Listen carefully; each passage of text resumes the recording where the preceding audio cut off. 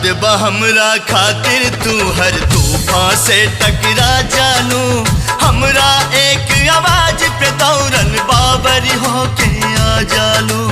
ओ दीवानी, ओ दीवानी, याद बा हमरा खातिर तू हर तूफान से टकरा जानू, हमरा एक आवाज पे दौड़न बाबर होके आ जालू। फिर से तूफान से टकरा जा, आजा सुन के सदा तू आजा।